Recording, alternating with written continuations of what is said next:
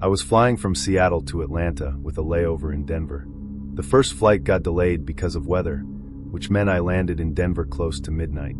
My connecting flight wasn't until 5 a.m., so I was stuck overnight in the airport. At first it honestly felt kind of peaceful.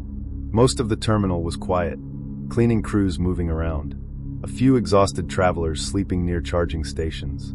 I bought coffee and found a seat near gate 14. That's when I first noticed the man. He was sitting directly across from me.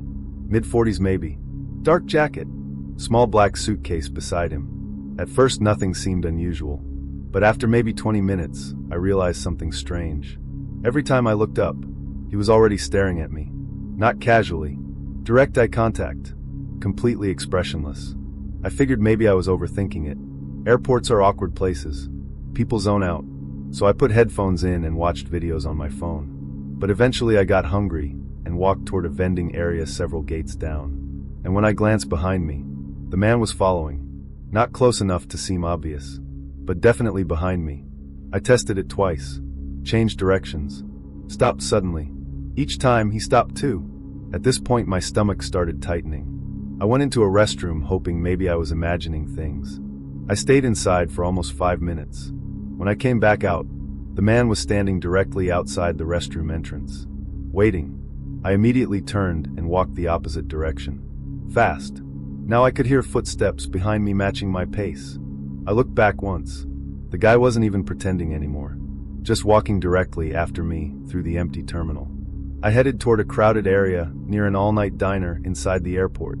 The second I sat near other travelers, the man stopped several yards away and just stared for almost 10 minutes. Then he slowly sat down facing me from across the terminal. At this point, I texted my sister telling her what was happening. She told me to notify airport security immediately. Honestly, I felt stupid doing that because technically the guy hadn't done anything. But something about him felt deeply wrong. I finally approached a security officer near the food court and quietly explained the situation.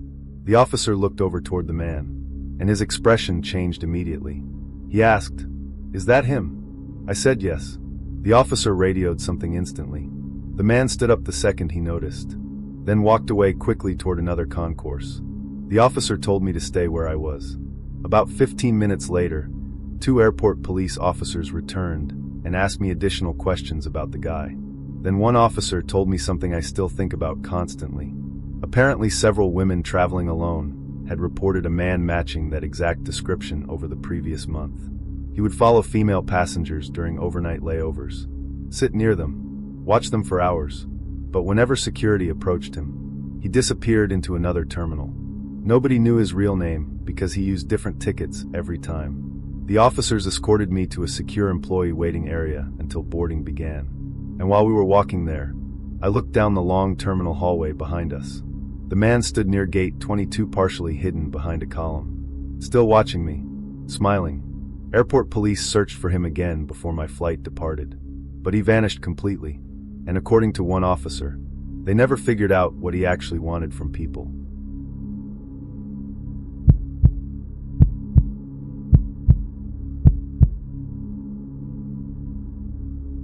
My uncle worked overnight maintenance at a major airport in Texas. Most of his job involved cleaning restricted employee areas after midnight. According to him, airports become unbelievably creepy once passenger traffic slows down. The lights dim, announcements echo through empty terminals, and massive sections of the building sit completely deserted for hours. One night around 2 a.m., my uncle was assigned to repair a conveyor issue near baggage claim. Normally 2 workers handled overnight maintenance together, but his co-worker had called in sick, so he was alone. He said the baggage area felt especially eerie that night because every carousel was shut down except one. Carousel 6 kept activating randomly by itself. Maintenance had already checked the system earlier and found nothing wrong. Still, every 20 minutes or so, the belt would suddenly start moving, then stop again. My uncle eventually went into the restricted conveyor tunnel behind the baggage claim area to inspect it manually. If you've never seen those tunnels before, they're terrifying. Miles of narrow hallways, metal tracks overhead, huge machines making echoing noises. While checking one of the belts, my uncle heard something strange nearby. A suitcase rolling.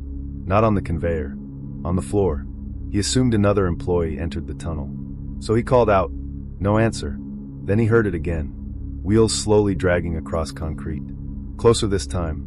My uncle walked toward the sound with his flashlight, and eventually saw a suitcase sitting alone in the middle of the tunnel intersection. Old black luggage.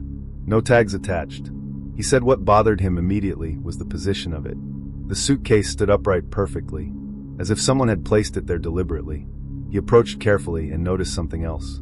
The handle was wet, like condensation, or sweat. Then the suitcase moved. Not tipped over. Moved.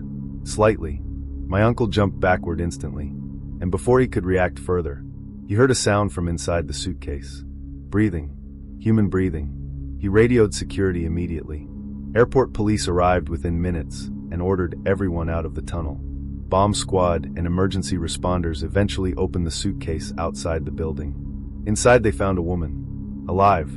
Barely conscious. Bound with tape. Investigators later determined she'd been kidnapped several hours earlier from a nearby parking garage.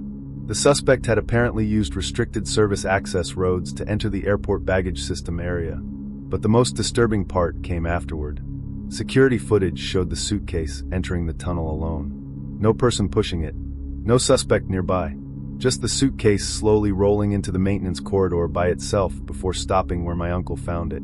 Police never identified who abandoned it there, and the kidnapper was never caught.